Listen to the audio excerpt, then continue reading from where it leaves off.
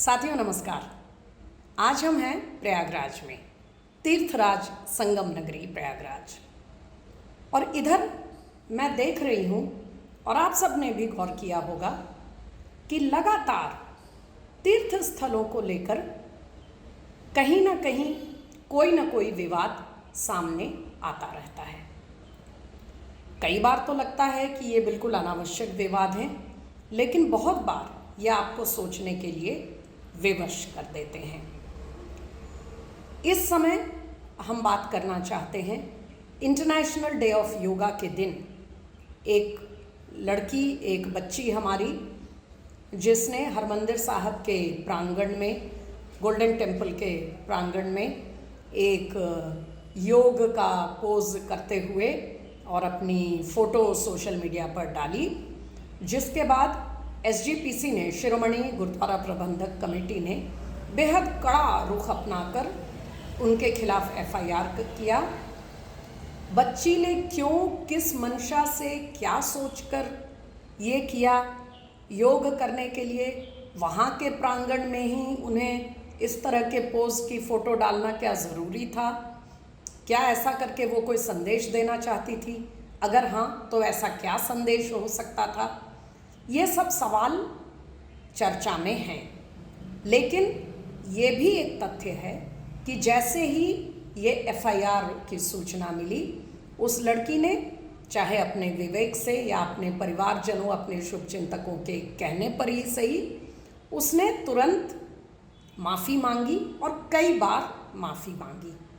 इसके बावजूद SGPC का रवैया बेहद कड़ा रहा है, जिसके चलते सोशल मीडिया पर बहुत ज़्यादा एक गर्म चर्चा शुरू हो गई। बहुत ज़्यादा प्रतिक्रियाएं आईं और सब कहने लगे कि SGPC को, सिक्खी को बचाने के लिए, सिख धर्म के ऊपर जो कन्वर्जन का, धर्मांतरण का एक भयानक एक जो चुनौती उनके सामने है, उसको लेकर के किसी ने, पाकिस्तान में गुरुद्वारे कितने बदहाल हैं, खंडहर हो चुके हैं, वहाँ के वक्फ के कब्ज़े में हैं, कहीं कहीं तो गुरुद्वारे को हटाकर दरगाह बना दिया गया। और तमाम जो सिख कल्चर, सिख धर्म, सिक्खी के ऊपर जो चुनौतियां कल्चरल और रिलीजियस आ रही हैं, उस पर ध्यान न दे करके SGPC एक बच्ची के फ़ोटो को लेकर इतना डिसप्रोपोर्शनेट जो एक्शन है, जो एक इतनी सी बात के लिए इतना कड़ा रवैया अपना रहा है, इसको लेकर दोनों तरफ से बहुत ज़बरदस्त विचार लोगों के आने लगे। तो साथियों, जब इस मुद्दे पर पहले ही कई दिनों से इतना ज़्यादा, इतनी दोनों तरफ से चर्चाएं हो रही हैं, तो हम अब इस पर और ज़्यादा इस विवाद पे कुछ बढ़ाना नहीं चाहेंगे। हम बस इतना कहेंगे कि क्या उस महिला को, उस बच्ची को ये ज़रूरत थी कि वहीं जा कर के अपना योग का प्रदर्शन करे या अपने योग की प्रैक्टिस करे, आसन? क्या उनके बार बार माफ़ी मांग लेने के बाद SGPC को ये ज़रूरत थी कि वो इस बात को एक नज़ीर की तरह मान करके और इस पर इतने कड़े एक्शन पे वो बिल्कुल हठधर्मी से डटी रहे? दोनों क्या संदेश देना चाहते थे? वो महिला कहीं और ना जाकर वहीं पे ये योग का, ये योगासन का पोस्ट करके क्या संदेश देना चाहती थी? SGPC बाकी सब मसलों को छोड़कर इस एक मामले पर बार बार माफ़ीनामे के बाद इतने कड़े एक्शन पर डटे रहने से वो कौन सा संदेश देना चाहते थे? बहरहाल, आप सब जो लगातार हमारे अड्डा से जुड़ते हैं, आपने ये गौर किया होगा साथियों कि प्राइवेट व्यक्तियों पर, आम सामान्य लोगों पर हम अपने अड्डा में ज़्यादा उस पर हम पोस्ट नहीं करते। हमारा कंसर्न, हमारी जो दिलचस्पी है, हमारी जो चिंताएं हैं, वो राष्ट्रीय और सामाजिक मुद्दों पर ही होती हैं। हम इंडिविजुअल्स, प्राइवेट पर्सन्स पर अपने पोस्ट या अपनी चर्चाएं, अपना अड्डा हम नहीं करते। और आज इस घटना के संदर्भ में भी जो बात हम उठाना चाहते हैं, वह वास्तव में एक सामाजिक मुद्दे को लेकर है। आप सब ने गौर किया होगा और हमारा भी ये अपना अनुभव है कि आजकल धर्म स्थलों पर, तीर्थ स्थलों पर जाने माने जो मंदिर हैं, मठ हैं और इस तरह के स्थान हैं, वो एक रील जीवी एक समाज का तबका है जो इन रील जीवियों के हाथों बहुत परेशान है। मंदिर और दूसरे जो धर्मस्थल हैं उनकी जो मैनेजमेंट है, उनको चलाने वाले वो भी परेशान हैं और वहाँ आने वाले श्रद्धालु भी उनसे ज़्यादा परेशान हैं।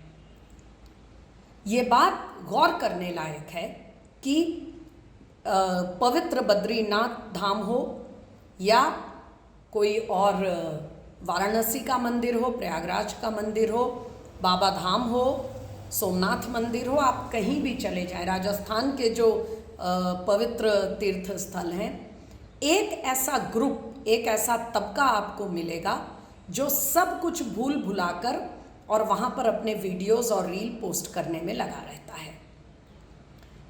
ये सच है कि जब हम किसी महत्वपूर्ण मशहूर तीर्थ स्थल पे जाते हैं तो हम सब के मन में ये इच्छा बहुत होती है कि हम उस क्षण को, उस पल को एक यादगार अपना वो बनाएं और उस याद को संजो कर रखने के लिए हम वहाँ एक दो तस्वीरें खींच लेते हैं।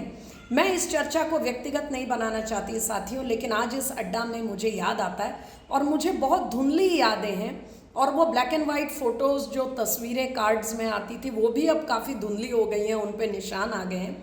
लेकिन मुझे याद है कि उस ज़माने में जब मिडिल क्लास जो सैलरीड तबका था उसके पास बाहर जाने के लिए एलटीसी के अलावा कोई गुजारा नहीं होता था, तो मेरे पिताजी को एक बार सालाना एलटीसी मिली थी जिसकी बदौलत हम हरिद्वार, ऋषिकेश और आसपास के जगहों पर हम आए थे और वहाँ की फ़ोटो हम लोगों की खींची गई थी जो आज तक कहीं हमारे किसी अलमारी के एल्बम में संजो कर रखी है। तो ये तो सबकी इच्छा होती है कि किसी महत्वपूर्ण धर्मस्थल पर जाएं तो वहाँ से अपनी एक फ़ोटो लेकर आएं ताकि उसकी याद बनी रहे। ज़्यादातर जगहों पर आपने गौर किया होगा कि कोई ना कोई एक स्पॉट उसके सामने, मंदिर के प्रांगण में या उसके सामने में कोई ना कोई ऐसा स्थल होता है जहाँ आप बहुत एक कंफर्टेबली अपनी फ़ोटो ले सकते हैं। 2 मिनट का ये काम होता है और आप ना तो किसी के रास्ते में आते हैं और ना किसी को आप डिस्टर्ब करते हैं। हाल ही में गुरुवायूर के तीर्थस्थल पर जाकर हमने देखा कि एक सामने एक कॉरिडोर सा था, वहाँ पर लोग अपनी फ़ोटो ले रहे थे और उससे किसी को किसी तरह की कोई परेशानी नहीं हो रही थी। लेकिन आज जैसा कि कई मंदिरों के जो प्रबंधन है उनकी ओर से संदेश भी आ चुका है और कहीं कहीं इस पर आधिकारिक रूप से रोक लगाया गया है कि ये जो रील जीवी हैं ये कई तरह से उस परिवेश को प्रभावित कर रहे हैं। सबसे पहले तो ये लोगों के रास्ते में आते हैं। महत्वपूर्ण तीर्थ स्थलों में भारत में आपको पता है कि कितनी भीड़ होती है और कितना चैलेंजिंग होता है वहाँ लोगों के लिए दर्शन करना। दूर दूर से 1000 किलोमीटर से लोग आते हैं वहाँ पर दर्शन के लिए। सबके पास समय की समस्या होती है, समय की दिक्कत होती है, लोग परेशान होते हैं। ऐसे में रास्तों पर रील बनाते जाना और श्रद्धालुओं की आवाजाही को डिस्टर्ब करना, पहले तो ये बेहद गलत और अनुचित है। इसी के साथ दूसरी दिक्कत ये आती है कि हर तीर्थ स्थल का एक अपना परिवेश होता है, एक उसकी पवित्रता होती है, एक सैंक्टिटी होती है। वो कोई पिकनिक स्पॉट नहीं है। वैसे आप किसी पिकनिक स्पॉट पे भी किसी और के लिए डिस्टर्बेंस का कारण बनेंगे तो वो भी गलत है, लेकिन तीर्थ स्थल में उसकी मर्यादा का भी ध्यान रखना होता है। आप चर्चेस में जाकर देख लीजिए, क्या आप चर्च के प्रांगण में जैसे चाहे वैसे रील बना सकते हैं क्या? या आप मस्जिदों की तो बात ही छोड़ दीजिए, और गुरुद्वारे में आपने देख लिया, मंदिरों में यही चल रहा है साहब।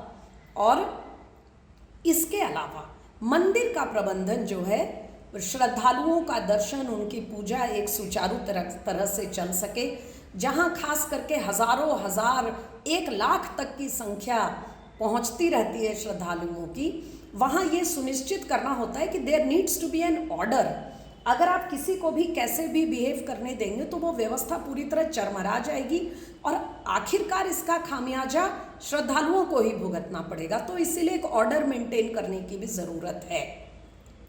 हम एसजीपीसी वाले मसले पर केवल फोकस नहीं कर रहे, ये केवल एक संदर्भ था।